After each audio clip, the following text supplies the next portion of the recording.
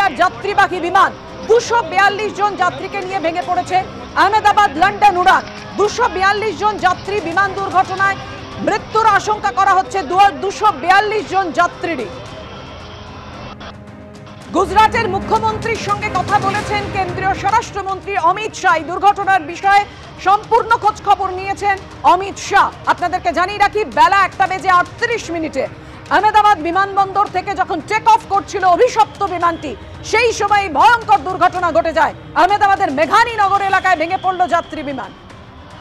সরাসরি চলে যাব, আমাদের সঙ্গে রয়েছেন আমাদের প্রতিনিধি অতনু হালদার। অতনু, যে ভয়ঙ্কর ভাবে বিমান দুর্ঘটনায় ঘটেছে, সাম্প্রতিককালে এরকম ভয়ঙ্কর দুর্ঘটনা আমাদের নজরে পড়েনি। 242 জন যাত্রী ছিল, প্রত্যেকেরই মৃত্যুর আশঙ্কা করা হচ্ছে। আর কি খবর হচ্ছে তোমার কাছে অতনু? দেখো, একদমই তাই, প্রত্যেকের মৃত্যুর আশঙ্কা করা হচ্ছে। কারণ যেভাবে বিমানটা ভেঙে পড়েছে এবং বিমানটা একটি বিল্ডিং এর ওপর ভেঙে পড়ার পর যে বিরাট বিস্ফোরণ হয়েছে এবং তারপর যেটা হয়েছে, বিল্ডিংটা ভয়ানকভাবে ক্ষতিগ্রস্ত যেরকম হয়েছে, বিমানটা ছিন্ন বিচ্ছিন্ন হয়ে গেছে।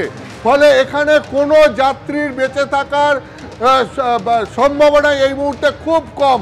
এখানে যারা আছে প্রত্যেকের মৃত্যুর আশঙ্কা করা হচ্ছে। তার কারণ যে বিপুল আকারে বিস্ফোরণ হয়েছে বিমানটা ভেঙে পড়ার পর, ফলে কেউ এইখান থেকে বেঁচে বেরোতে পারেন এই রকম সম্ভাবনা খুবই ক্ষীণ।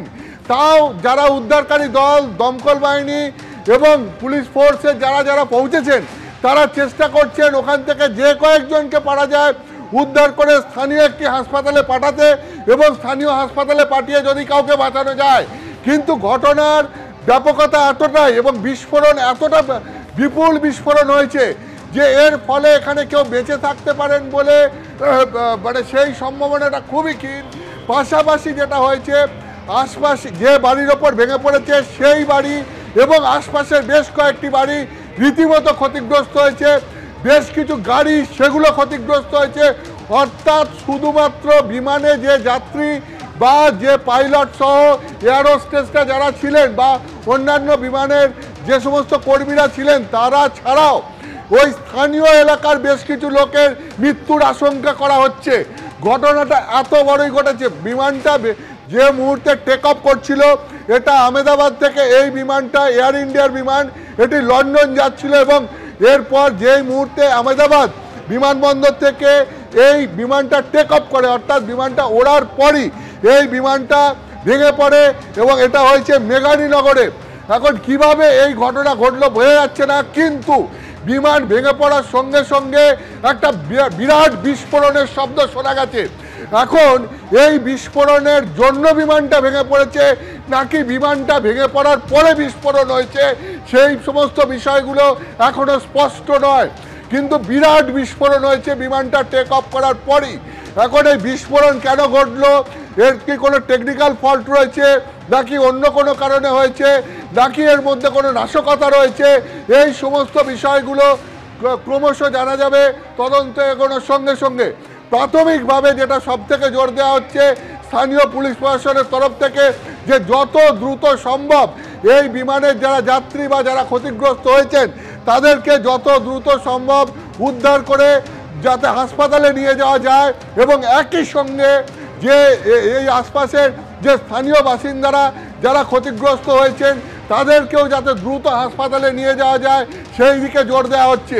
কিন্তু যেভাবে বিমানটা ভেঙে পড়েছে তা নিয়ে বেশ কিছু প্রশ্ন ইতিমধ্যে উঠে গেছে, যে বিমানটা ভেঙে পড়ার সঙ্গে সঙ্গে বিপুল বিস্ফোরণ এবং দেখা যাচ্ছে যে বিল্ডিংয়ের ওপর টেক অফ করার পরই বিমানটা ভেঙে পড়েছে, বিল্ডিংটা প্রায় ধূলিসাৎ হয়ে গেছে এবং বিমানটা টুকরো টুকরো হয়ে এলাকায় ছড়িয়ে পড়েছে। এখন কি কারণে এটা হলো, এই সমস্ত তো ব্ল্যাক বক্স বিশ্লেষণ করার পরই সেগুলো জানা যাবে। কিন্তু এই বিমানের ব্ল্যাক বক্স বিশ্লেষণ করার আগেও স্থানীয় সূত্র থেকেও যেটা জানা যাচ্ছে যে বিপুল বিস্ফোরণের শব্দ এবং সেই ছবিও, বিমান ভেঙে পড়ার সঙ্গে সঙ্গে সেই ছবিও এসছে। ফলে একটা বিমান টেক অফ করার সঙ্গে সঙ্গেই এইরকম যাত্রীবাহী বিমান কিভাবে ভেঙে পড়লো, এটা কি কোনো যান্ত্রিক ত্রুটি ছিল তার জন্য এই ঘটনা ঘটলো নাকি এর পেছনে অন্য কোনো কারণ রয়েছে নাকি এর পেছনে কোনো নাশকতা রয়েছে, এই সমস্তই তদন্ত সাপেক্ষ বিষয়, সেগুলো ক্রমশ জানা যাবে।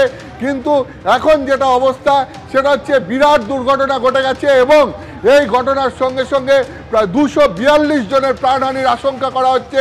সংখ্যাটা আরও বাড়তে পারে বলেও আশঙ্কা করা হচ্ছে। বিমানের যারা যাত্রী ছিল তারা কেউই প্রায় বেঁচে নেই, এইরকমটা আশঙ্কা করা হচ্ছে। ঠিক একইভাবে যারা স্থানীয় বাসিন্দা, যে জায়গায় বিমানটা ভেঙে পড়েছে সেই বাড়ি, যে বাড়ির ওপর ভেঙে পড়েছে সেই বাড়ি বা তার আশপাশের বাড়ি বা সেখানে যে সমস্ত ওই স্থানীয় এলাকার মানুষজনরা রয়েছেন যারা এই বিমান ভেঙে পড়ার অভিঘাতে রীতিমতো ক্ষতিগ্রস্ত হয়েছেন, তাদের মধ্যেও কয়েকজনের প্রাণহানি হতে পারে বলে আশঙ্কা করা হচ্ছে। তো এখন জোরদার উদ্ধার কাজ চলছে। একই সঙ্গে ঘটনা কিভাবে ঘটলো তার বিশ্লেষণও শুরু হয়েছে। এগুলো ক্রমশ আস্তে আস্তে জানা যাবে ঠিক কী হয়েছে, কী ঘটনা ঘটেছে। একদমই অতনু, তুমি আমাদের সঙ্গে থাকো, কেননা প্রতি মুহূর্তের আপডেট তোমার কাছ থেকে নিতে থাকবো।